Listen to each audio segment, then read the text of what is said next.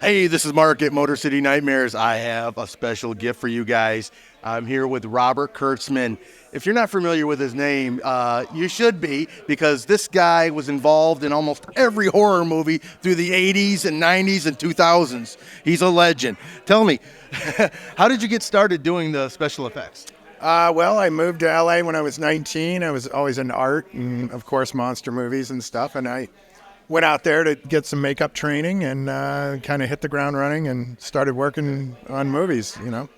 So coming up on 40 years next year. So So what education did you do? Did you get to learn how to like mold masks and do all those cool special effects? right. Well, I mean, a lot of it, when you're a kid, you learn what you can through books and reading about other artists and things like that. So you always dabble in it and you drawing monsters and painting and sculpting.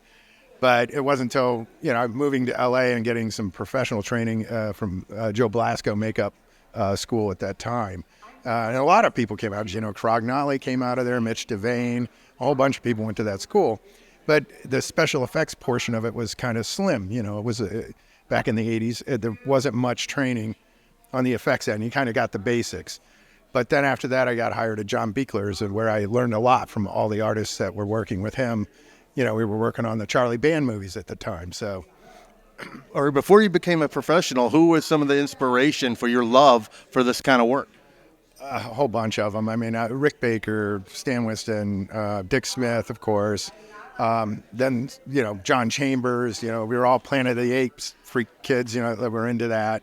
So, Roy Ashton, if you look at the Hammer movies, So it was reading like Famous Monsters and then Fangoria, which had articles on all the artists. So we started following their careers and going to see every movie they worked on, So And then eventually you hooked up with Greg Nicotero and Howard Berger, and then you guys became legends in the industry. So we had all worked together over the years at different studios and together at studios. I get Stan Winston's and Mark Sjöström's and Kevin Yeager's. And so at a certain point, we decided to start our own company because we were all roommates. We all lived together. So we were like, let's start our own company, which became KMB Effects Group.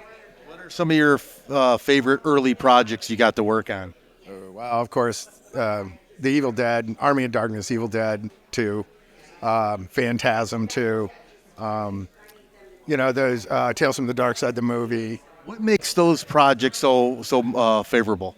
Well, with the Evil Dead movies, it's the whole Bruce, Sam, Teddy. It's a connection and we've had it for years. We've just been friends forever now. They're fun. That's the movie that connected us all, And it's fun being on set with them and having that kind of energy, that Bruce and that Sam bring to a project. Rob Tappert, their producer. It was like they put this little family together and we all go through hell together, but we have so much fun because it's just what we're doing is just crazy and Sam's vision is crazy and, it's just a good time.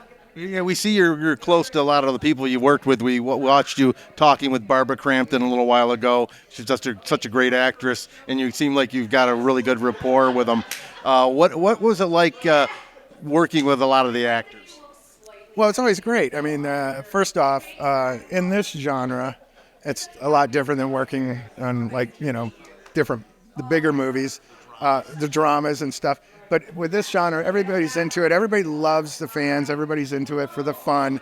And you're into it because you're into horror. You're making a horror film. Like everybody in here likes horror films, and they like making horror films. It's not like they're looking at it as a step down because they're in a horror film. They embrace it. And but just over the years, become friends with people, and you may not see them for years, but it's like the friendship never goes away. So. Like, I haven't seen Barbara forever, but, connected. We have Facebook and whatever. But, we spent months together in Rome or outside of Rome doing From Beyond, And I was a kid at the time. So, That's a film I would like to talk to you about. That is one of my favorite films from the 80s, horror movies. Stuart Gordon, that was such a masterpiece, especially with the use of the effects and the combination of making it look like it was done on a stage, like a stage play kind of. It was. Yeah. The whole house was built on a stage, so one set, And that was pretty much it. I think maybe there was a couple scenes they did outside of the hospital and stuff, and I think they doubled offices there for that too. What's your experience like working with Stuart? Well, Stuart, I worked with him on From Beyond, but I worked with him briefly on Reanimator with John Buechler, and then over the years I always stayed connected with Bruce. Stuart. I was looking at Bruce's picture and I was like, literally changed with Stuart. And there was shows I talked to Stuart about doing that never got off the ground. But he's just a great soul and such a nice, humble guy. And you wouldn't think that with the movies he made. But same thing. I did Reanimator 2 or a Brighter Reanimator. Stuart wasn't involved with that, but it was Brian Usna. But it was the same. It was still Jeffrey and the cast, So it's just, you see these guys. This is what makes it fun for us coming to the shows. It's old family week. You see people you haven't seen in a while, and it's like no days have passed. You get to make new friends. They make new friends as well. Yes, get to see the fans. So now these days you're directing more. So how's that experience for you? Well, anytime I can direct, I love doing it. I mean, the effects end of things is, of course, my thing, what I'm known for. And but anytime I can direct, it's just like I don't know. It's kind of it's almost it's a godsend sometimes. I mean, because it takes so long to get a project off the ground in between projects. So. And sometimes it might have been like a 10-year window, and then suddenly you do 3 movies in a row, and then you have a gap, and then you do 2 movies in a row. It's like, but I love directing, and I love pulling in the people, that I've worked with before into my projects. What's your favorite project to direct? Wishmaster, still, yeah. But I had a really good time doing a Deadly Impact, which was not a horror film; it was an action movie, but. I'm an action guy too. I love action films, so I can do either one. So, what's your experience like working with Tarantino?